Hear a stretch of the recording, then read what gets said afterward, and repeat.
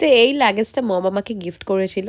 আর এই লাগেজটার ভেতরে না ওই সেই বিয়ে বাড়ির যে জামাইবাবুদের বাড়ি থেকে যে তত্ত্বগুলো দিয়েছিল সেই সব তত্ত্বগুলোর মধ্যে ঢোকানো ছিল।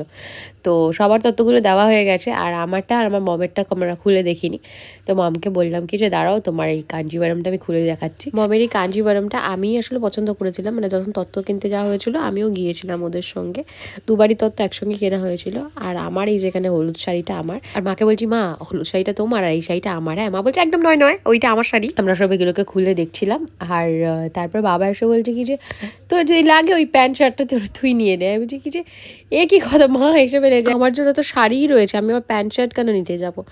আর তারপরে আমরা কী করেছি, এগুলো সব গুছিয়ে নিলাম। আর গুছিয়ে নেওয়ার পর মা লাস্টে আমাকে বলছে কি যে তুই নিয়ে নে, তুই পরলেই তো আমার পরা।